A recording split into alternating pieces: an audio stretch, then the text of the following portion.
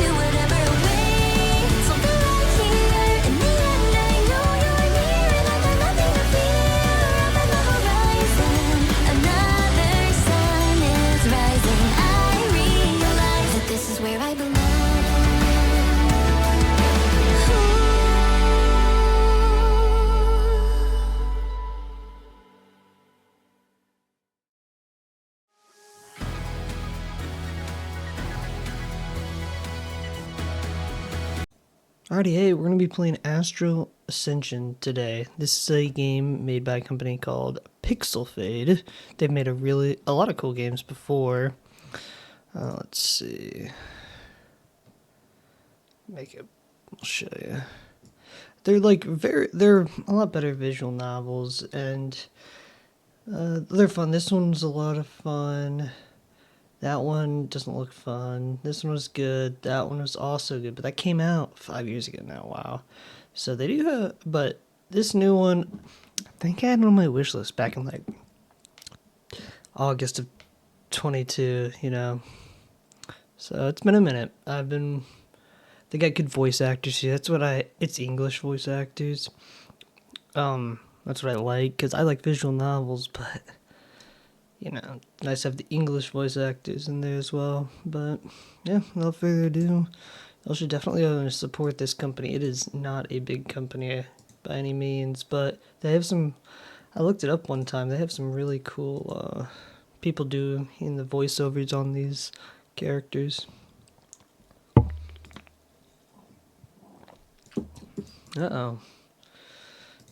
And against it, they make good games. Might take a while between them, but I've enjoyed those two that I showed y'all. Like, it seems like there's multiple paths to take. I mean, might only be one outcome, but it gives you the choice of illusion, I guess, or whatever. All right, but we're gonna be playing Astral Ascension, and I can't wait to play it. I can't wait to dive in. So let's do it. Ethan, and then Bond. Ethan Bond. Cool, let's see. Work hard at my physical peak. Speed combined with power is my strength. Twice as long to make decisions and time choices. I'll recognize if a decision could harm a relationship. I will not fail when tactical decisions have to be made. That seems more useful. I'm gonna go that one.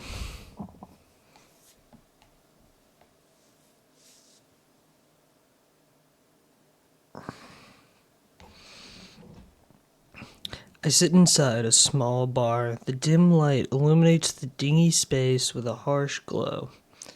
As a scattering of patrons fill the tables, nursing their drinks, most don't pay attention to me, but a few of them glance noticeably at my luggage. I pull my suitcase closer. I find it unusual that the job advertisement I answered asked for luggage at the ready. But the rest of the ad seems like a good fit, so I agreed to meet anyway. After I scan the place, I pull out my phone to double check I'm in the right location, and confirm that I am. Kai should be here any minute then. A couple minutes later, a guy dressed in black, light blonde hair enters the bar. His gaze flicks immediately to my suitcase, then he grins broadly as he approaches. You made it! I could clear my throat. Kai? The one and only Kai Zephyr at your service. I'm Ethan Bond. I'm here about the pilot job. Kai nods and offers me a hand, and I take it as he squeezes me in a firm handshake. I did not like saying that sentence, but okay. Ooh, nice handshake. That's a good sign. Oh yeah? Yeah, you can learn a lot about a guy through his handshake. What did you learn about me? You're confident. That's what we need. A skilled pilot is only as good as he thinks he is, and I can tell you think you've got what it takes. I nod. Flying is what I know. My skills won't be the problem. Won't be a problem. I know. He winks. So, as you saw in our ad, we're in immediate need of a pilot. Kai nods towards my suitcase. Glad you came prepared. That's another good sign. Yep. The ad said to be prepared to fly out at a moment's notice, so I am. You'd be surprised how many people can't follow directions. Kai clears her throat and continues. So, here's the deal. As you know, we're a small mercenary crew that takes on different missions for hire. Most of what we do is acquire goods and transport it from place to place. But if there's a wanted bounty nearby, we'll chase it down for that hefty reward. Sometimes we're even hired to get someone out of, troubling predicament. We don't ask. Right. I'll be honest with you. What we do is not for the faint of heart. But it is very lucrative. Not afraid to get my hands dirty. Sounds like they sometimes take on less than reputable jobs, but I'm unfazed by that. Don't worry, it takes a lot to scare me. I'm not afraid to get my hands dirty if I need to. Kai nods. Good. That kind of attitude will get you far. Unfortunately, our pilot has parted ways with us. There are no hard feelings or anything. The guy joined us to earn some credits, and when he finally piled enough, he left to get shackled to his lady. And that's cool, but I did not ask, man. I don't understand why he'd willingly give up his freedom, but hey, we wished him well. Anyway, this leaves us in a pinch, which is why we're looking for a replacement ASAP. So, what do you say? Everything seems to check out based on my research for the job, and the pay seems more than decent. Count me in. Kai hops off his stool and grins. Excellent! I knew I had a good feeling about you. Come on, I'll introduce you to the captain. Ooh, we get to meet the captain. After clearing his tab, Kai leads me out of the bar back into an open station. I easily keep pace as he guides us towards the local dock nearby. It's basically a small outdoor runway used for quick stops. So, what exactly is your role on the ship? I'm in charge of communications and navigation, which means the pilot and I work very closely together. Is that why you were sent to scope out the new guy? You're catching on. As we walk, I notice a couple of shops selling basic necessities. They mostly cater to those who dock here for a pit stop or any last-minute passengers scrambling for forgotten items. Soon we reach the dock, and Kai stops and gestures to the ship in front of us. What does this do? You're looking at Eidos, our pride and joy. It's cool art. For a moment, all I can do is stare. The ship is not at all what I expected. The first thing I notice is the casings of heavy shields around the ship and all of the armored guns, which is not remotely typical for a standard transport ship. The second thing I notice is the vessel is just a reinforced standard GR9 transport ship. That in itself is very surprising, as I expected a gunship based on Kai's earlier description of the work they do. Whoa! Yeah, she has that effect on people. Come on. As we step closer, I notice that the ship is an older model, but still well maintained. The weathered exterior is what I would expect from a seasoned ship.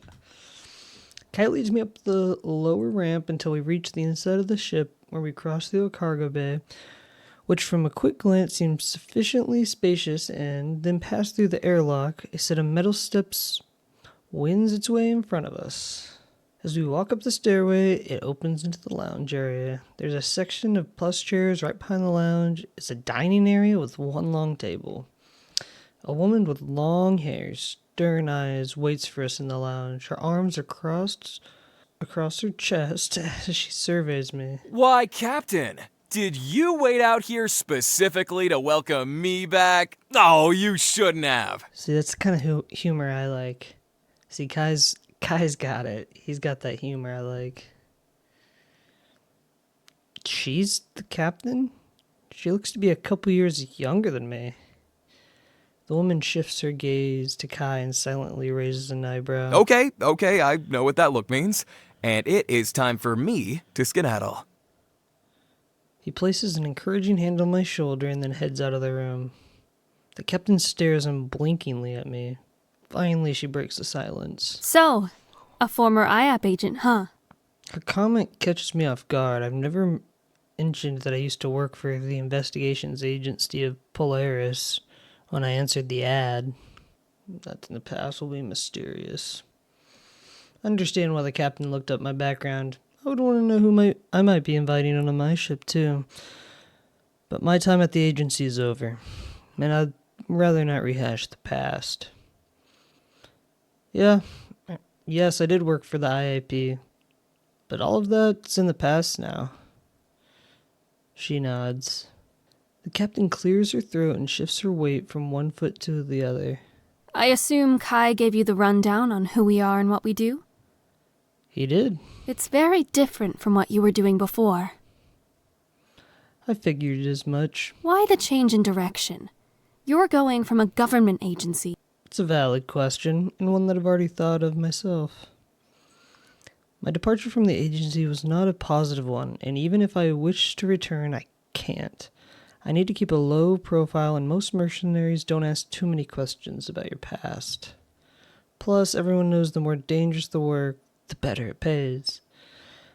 I know this kind of work pays well, and I need the credits. The captain studies my face as if we're looking for something.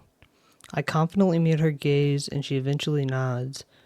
She relaxes her stance and lowers her arms. This ship is built on trust. As the captain, it's my job to look out for my team.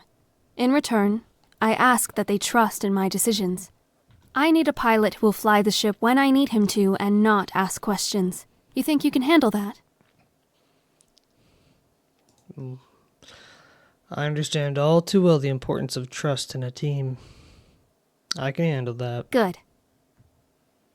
The captain smiles, and through her tough expression softens. She extends her hand, and I accept the handshake. Then, welcome aboard. It's Ethan Bond. Wait, what's James? James Bond. It's Bond. James Bond. It's Bond. Ethan Bond. I'm Iris Alcyon.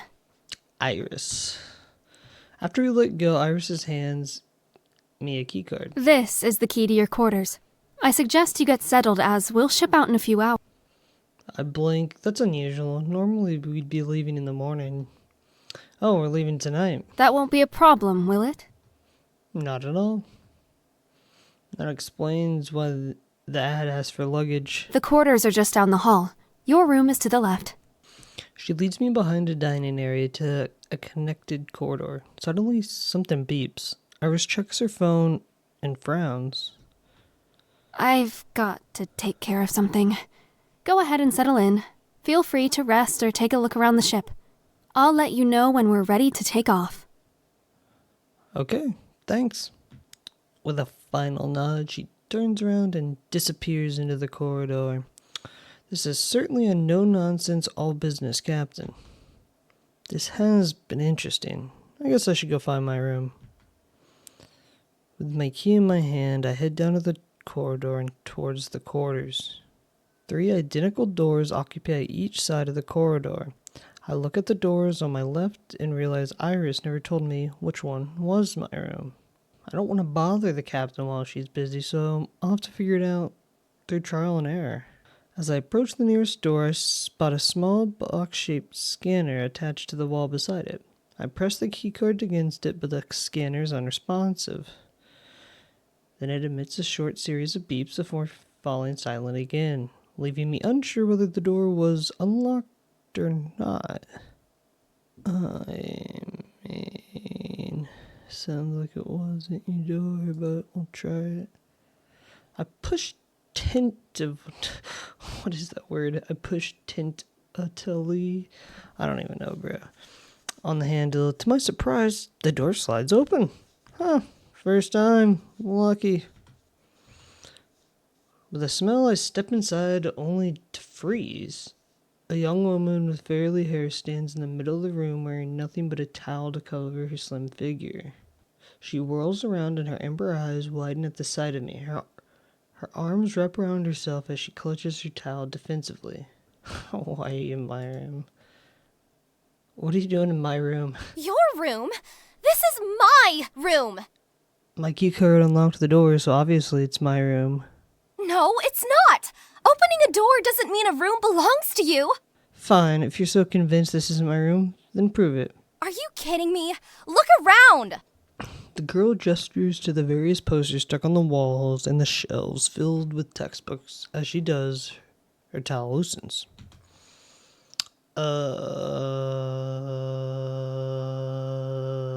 Your towel? What? She looks down as her eyes widen, then scrambles her up the towel around herself and glares. Get out already! Time to go before things get too messy. I dart back into the corridor using the door, closing the door behind me. I quickly make my way to the next door, press the key to the scanner. This time, there's a single beep and an audible click as the lock disengages. So that's what it's supposed to sound like. I reach for the handle, but before I open the door, I hesitate. Surely it can't happen twice in a day, huh? Not willing to risk being fired, on day one I knock twice on the door. There's no response, so I slide the door open, revealing a dark and thankfully unoccupied room. As I step inside, the lights flick on and illuminate the sparsely furnished and undecorated room. It's small, but big enough for one person. There's no attached washroom, but having to share those facilities is not a surprise for a ship of this size. A single bed sits against a back wall with a desk situated not too far away. The rest of the wall space is occupied by a mix of shelving and storage units.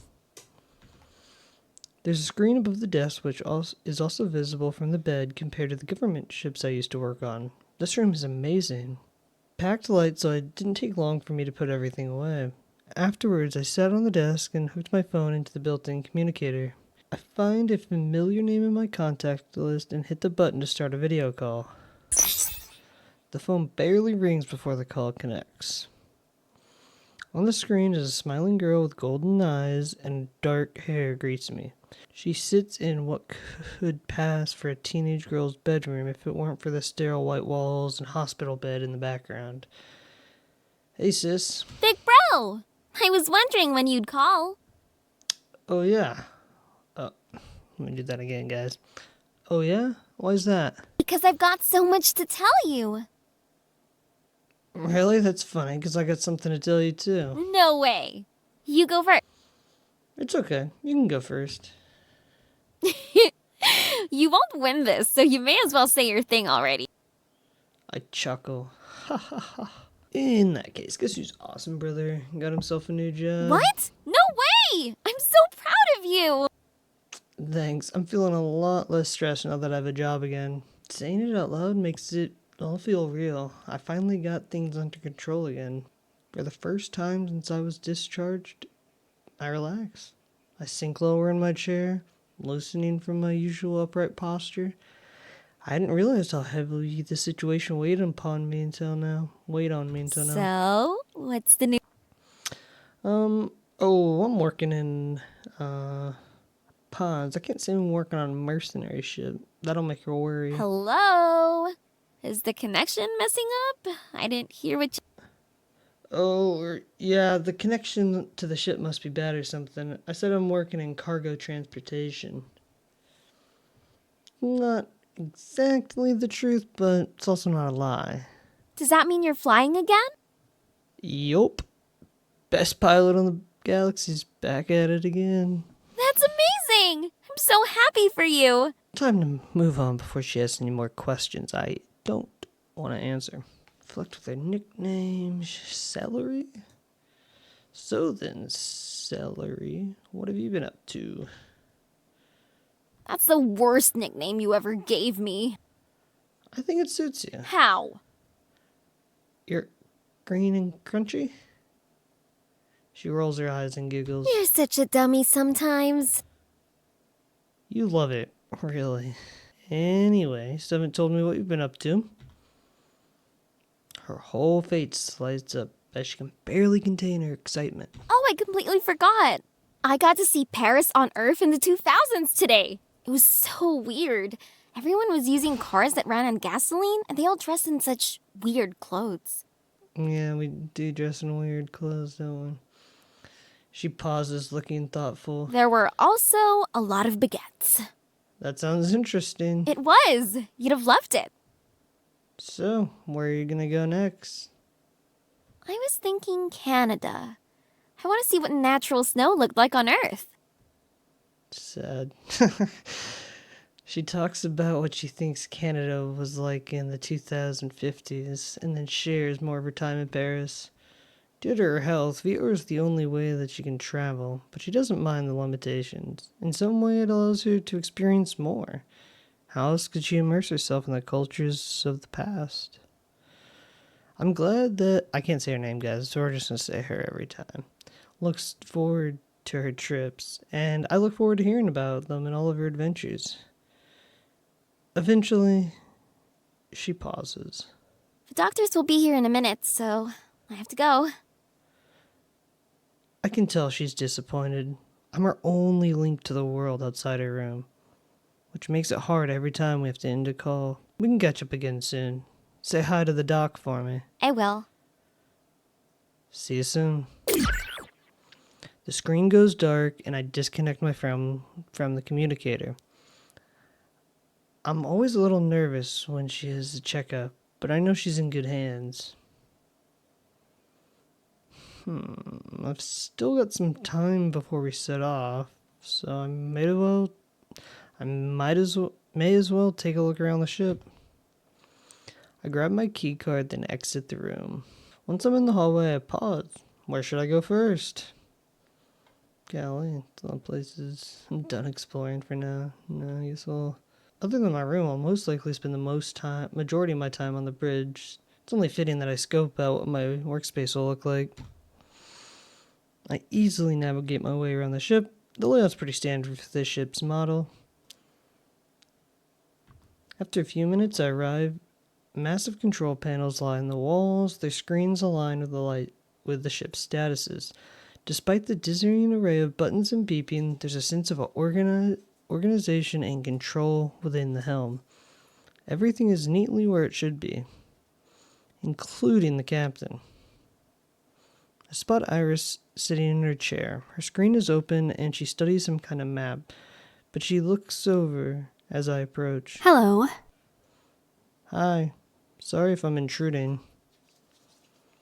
Shakes her head. Not at all. I pause. Exploring the ship? I nod. What's your impression so far? My room is pretty comfortable. This is my first stop out there. Ah, you must be eager to check out your pilot's seat. Let's just flirt with her, why not? I flash her a boyish grin and a wink. How do you know I didn't come here for you? She blinks. Why? Is there a problem? No. She continues to stare. Well, this is awkward. I take another look around, particularly at the flight controls. If I'm not mistaken, this is a GR9 transport ship, right? You are correct. I'm pretty sure those ships don't come standard with armored guns and heavy shield defenses. I detect an adaptive helix shields and a reinforced hull at just first glance. Also correct. You've got a sharp eye. I know my ships. She nods and a grin forms. I think she liked that answer. I'm curious why you decided to retrofit an old transport ship rather than get a gunship, which would already be outfitted with stronger weapons and defenses. A transport ship is less conspicuous than a gunship, even with the added modifications. That makes sense. I sneak another glance at Iris and once again notice how young she looks for a captain. If I had to say, I'd say we're close to the same age. I wonder how long she's been captaining the ship. So, how long have you been doing this? Long enough. She tries to keep her tone light, but I hear the finality in her voice. That's good. I can respect. Don't pry. That's good, don't I? Short and to the point. It's a good enough answer for me. I nod my understanding. She nods back. A moment later, the door slides open and Kai stutters in, stretching his arms above his head. Whew, thanks for covering me, boss. That was a real emergency. But I feel 10 pounds lighter. Dude, Kai's funny as shit. He's good. That's good. Really, Kai? Right in front of the new guy? What? It's a natural function. She sighs. At least wait until we're up in the air before you try to gross him off the ship. Oh, come on. A tough guy like him? It would take more than that. A sudden beeping from Iris's waist interrupts us. She quickly checks her phone and then turns to me. I've got some things to take care of before we fly out. It might not seem like it, but you're in good hands with Kai. I understand. It was nice speaking with you. She nods and offers me a small smile before departing. Kai is suddenly by my side. So, stuck with the captain, huh? Bet that was a disappointment when you were hoping for me instead. He winks. Nope. Clearly I couldn't resist you. I grin. What can I say? Obviously I can't stay away from you. I do have that effect on people. Fuck. Lucky for you, the two of us will be spending a lot of time together. Oh golly, did I pick the gay route? Kai collapses to his chair and pats the seat next to him. Go ahead, take a seat. I walk over and sit down, giving the cushion an experimental wiggle. Supportive and comfortable. Not bad. What do you think? You approve? Yup. Everything seems good to go. Excellent. Now that that's out of the way, we can finally... Oh yeah? And what's that? What you and Iris talked about. I pause. Honestly, not much. Kai laughs, his arms return to his head as he leans back in his seat. Yup, sounds about right. How long have you and the captain worked together? Long enough. I blink, not expecting that reply, and Kai laughs. No need to look so surprised. I know that's the exact same... Seems like you know her pretty well then. That's one way to put it. We've been together for almost a year now. In fact, our anniversary is right around the corner. Thanks for reminding me. He winks. Wait a minute, are they together? Well, I wouldn't get too comfortable. Captain and I were definitely hitting it off before you walked in. Is that so? Yeah, who knows? Maybe I'll swoop in and snatch her away from you. I'd very much like to see you try. Truly, I would. He shrugs his eyes, sparkling with amusement. Unfortunately, I don't do relationships. So, does that mean the captain's available? Kai laughs. I'm not sure if available is the term I'd use, but sure, go ahead. Give it a shot. I need to figure out whoever Kai's voice actor is. I really like him. His voice. It's a very good voice. Alright. I grin. This is very good news. A conversation is cut short by a series of beeps emitting from the comms. Instantly, Kai's demeanor changes. He swivels in his chair and checks the communication output. The sudden picture of sincerity. Sorry, duty call. I nod and stand on my feet. I'll let you get back to it. He flashes me one final grin. Welcome aboard, new guy. Thanks. I love how they get away with not saying your name. New guy. As Kai focuses on his work, I slip out of the bridge. Where do I want to go next? Just go to the medical bay. It's generally a good idea to memorize where the medical unit is. You never know when you're going to need to stop by for a visit. I had done the ship's passage until I spot a fluorescent lights in the med bay. Through the windows, I see a young woman dressed in white in a white medical uniform. Her back faces me, and she's focused on a task I can't quite see. Her long hair cascades down to her waist, and both her skin and hair pale like moonlight. Blue eyes. I peek my head through the open door frame, trying not to disturb her. Even though she faces the other way, somehow my small movement is enough to alert her. She spins around, fixing her bright blue eyes on me. Stationed in front of her are an assortment of vials and syringes. She offers me a warm smile. Oh, hi! Can I help you? Is it just me, or is it suddenly very hot in here? Oh my! A sudden increase in temperature? Yeah, maybe you should touch my forehead. That is a good idea. But I know of an even better way to check. She wears a sweet smile. She steps closer to me. Mm-hmm. Oh, yeah? Trust me. Slowly she leans forward, and I can't help but notice her ample assets. My heart races as her face angles closer.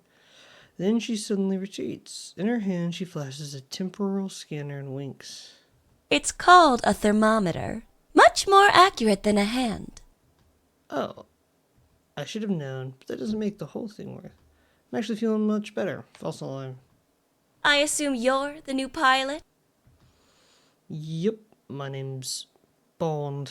Ethan Bond. Luna Saren. Welcome aboard. Thanks. Nice to meet you. The pleasure is all mine.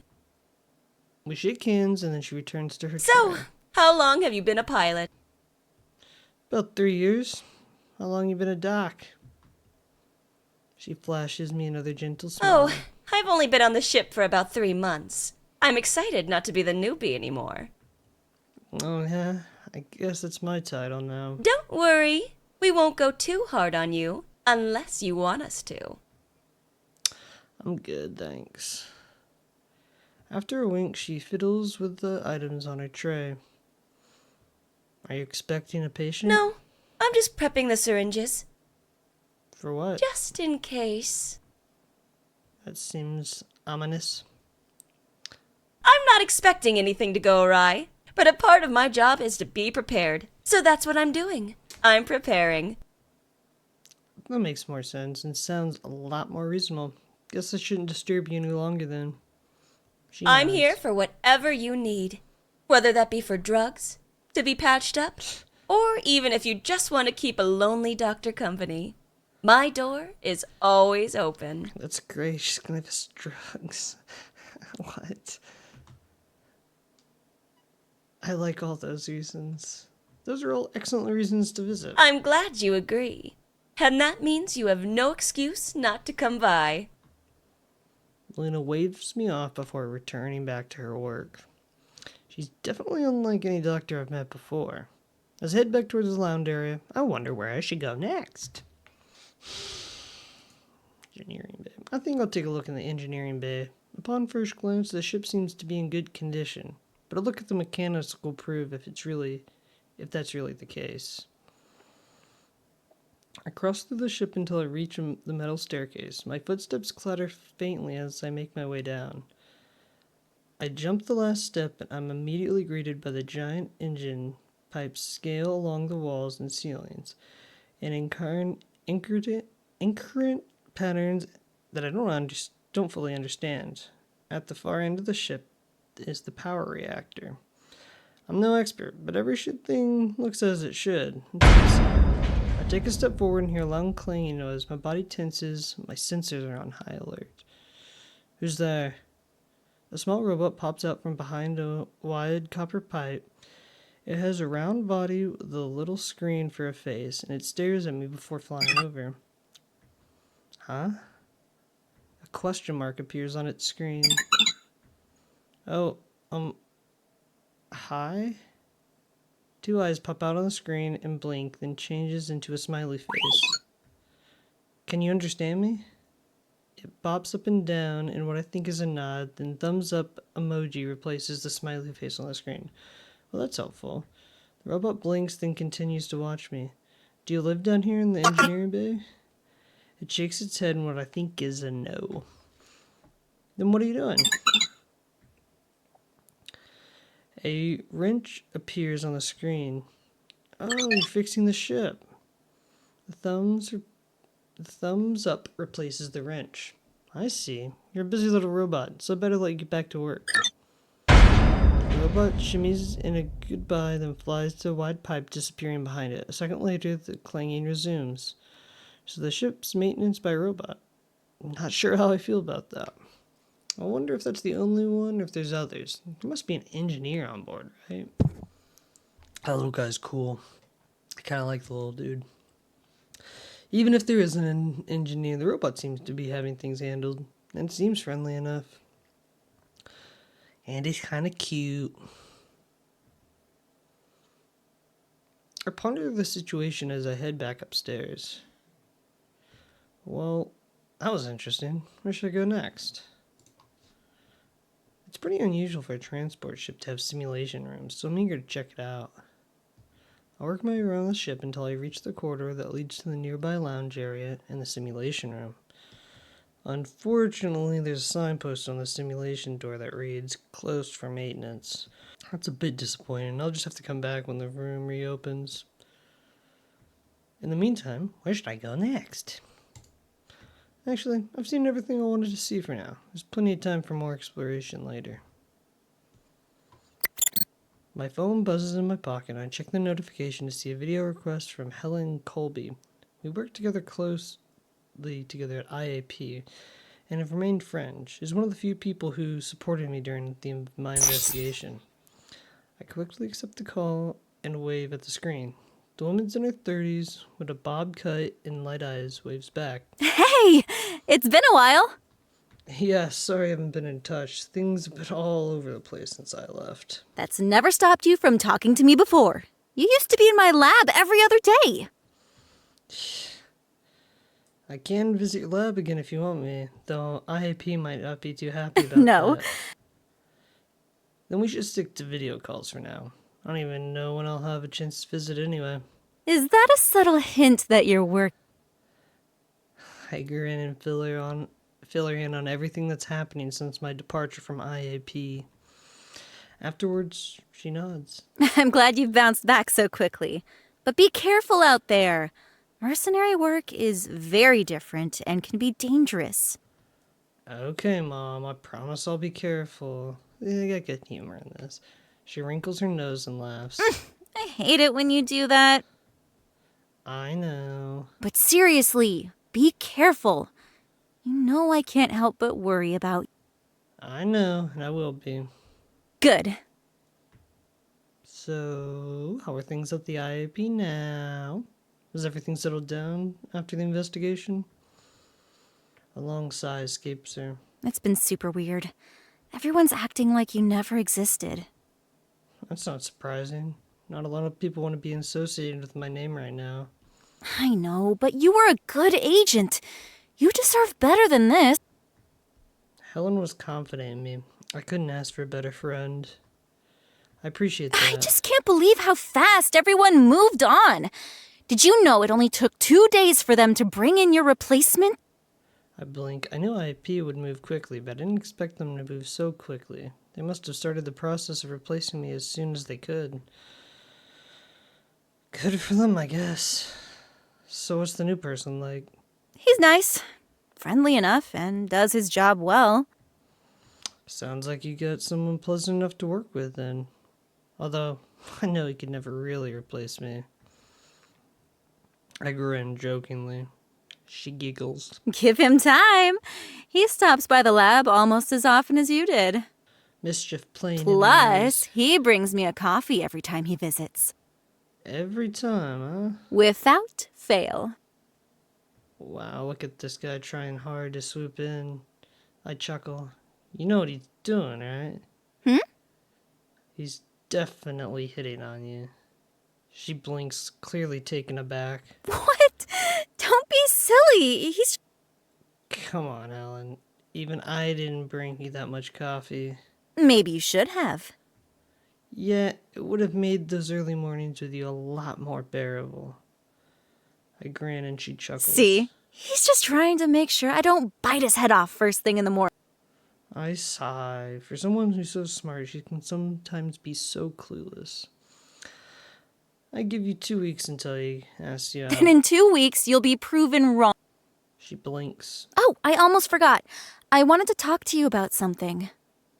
What is it? Your investigation. I've been trying to work out what actually happened, and I figured if I shake my head, cutting her off. I appreciate you wanting to help, but if IAP finds out you're asking questions, you could be in real trouble. they won't find out. I give her a look. What? I can be very subtle. It's too big of a risk. She frowns. Helping my friend is more important. I appreciate the thought, I really do, but I wouldn't be able to forgive myself if something happened to you because of me. I'll be fine. Trust me. I hear a beeping noise. Helen glances at something past her phone. Uh-oh. I've got to take care of this. I still can't believe. believe you memorized every beep alert pattern. I grin. Have fun with that. We'll talk again later. I'll hold you to it. She smiles and waves. Ciao! The call ends and Heaven vanishes from my screen. I hope she takes what I said to heart, but knowing her, she'll end up doing whatever she wants anyway. As I pull my phone away, the intercom crackles to life. Team, report to the lounge in 10 minutes for briefing. I better go to the lounge. After finding my bearings, I make my way through. Iris mentioned we'd be moving out tonight instead of tomorrow morning, so I'm curious what mission this is. I suppose I'll find out soon enough. When I arrive, I'm surprised that I'm not the first one here. The doctor sits on one of the chairs. Hey, Luna. She glances at me and smiles. Hello again. Long time no see. I chuckle. She offers a seat beside her, and I sit down. Were you able to finish up your prep? All ready for our next mission. And you? How are you feeling about your first official mission? I'm not a stranger to missions whatsoever, and whatever this one is, it'll be a piece of cake. Not worried at all. I'm ready to grab it by the controls. I like that enthusiasm. Any idea on what the mission is? A small round robot with a screen for a face floats towards us. Hi, Beep Boop! The robot answers a greeting, flashing a smile on its screen. Luna looks behind the robot and grins. Oh, Vela, come meet our new pilot. Luna turns Vela to Cade me. is our engineer. Hey, I'm Ethan Bond. I'm Bond. Ethan Bond. The robot floats out of its way, revealing a flash of fiery hair that makes my stomach drop. She freezes for a moment. We stare silently at each other. Finally, she crosses her arms. So, did you find your room? Yes. Good. Luna looks back and forth between us. Oh, so I take it you two have met. Yes. A moment later, Iris and Kai both enter the lounge, cutting our conversation short. Alright, guys. We're going to call episode 1 here. Hope you all enjoyed. I'll be playing the next one soon. And yeah, this game, I really like Pixel Fate as a company. And if y'all like this game at all, please show your support by following them on Twitter, Instagram. And play the game. They got other fun games. So, well, catch y'all in the next one.